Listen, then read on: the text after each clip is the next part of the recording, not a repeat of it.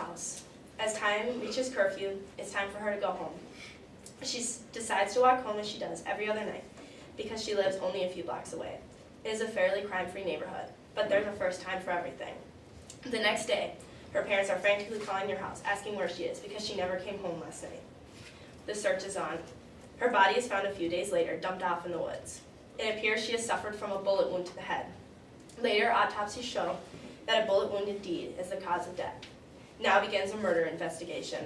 After about a month, the suspect is brought into custody, and he is going to go on trial against the state.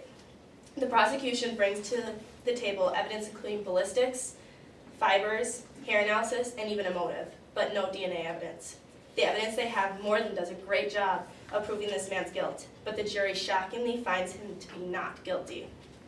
They felt it was not without reasonable doubt because there was no DNA, but this type of evidence is not always accessible or even needed to convict someone of murder. You are in absolute horror because you know this man just got away with the murder of your best friend.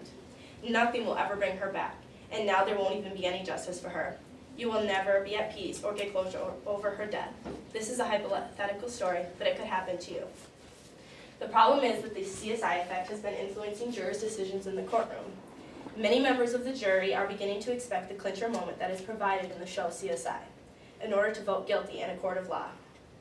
As stated by Donald E. Shelton's journal number 259 for the National Institute of Justice in March of 2008, 30 million people have watched CSI one night a week.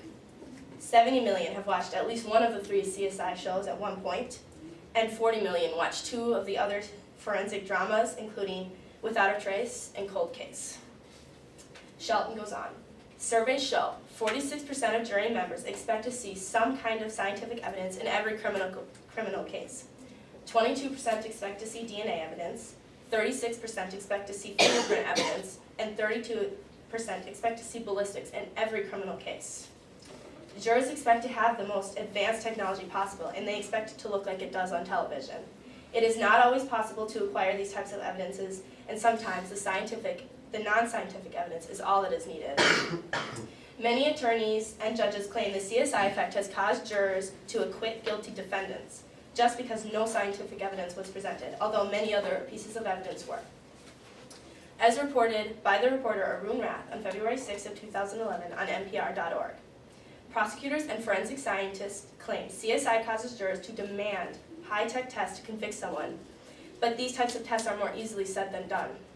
Americans think DNA comes back in 20 minutes over a commercial, but it is a long and difficult process.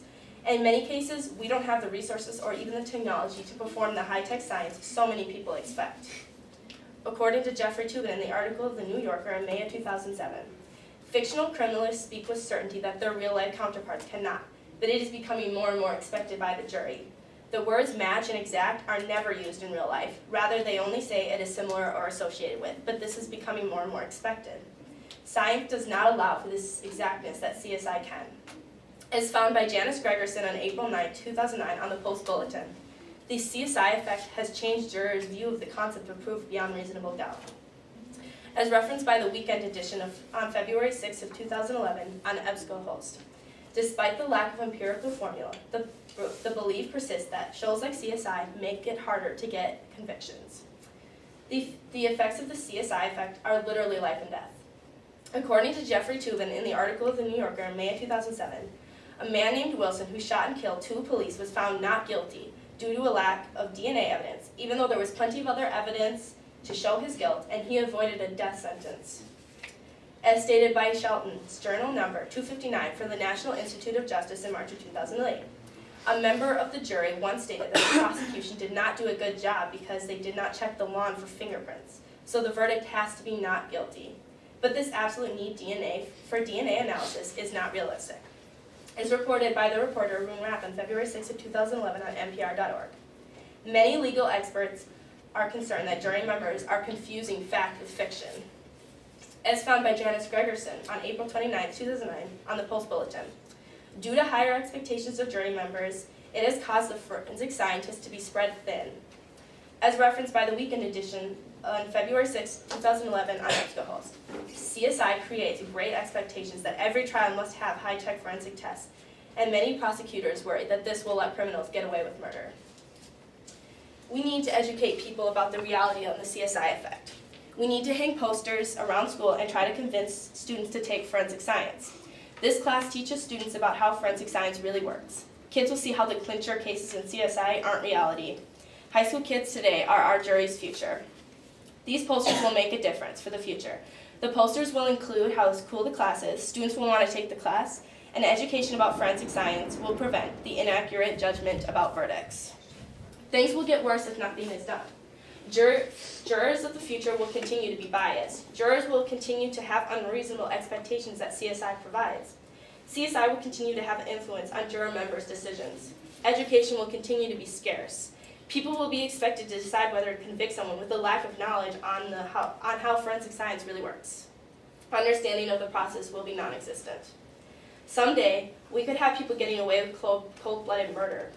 Thousands of murderers could be lurking around because the prosecution wasn't CSI enough for the jury. The whole idea of guilty without reasonable doubt will be changed forever.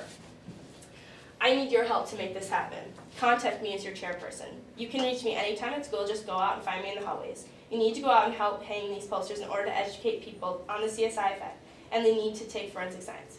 Please do this now before one more person gets away with murder.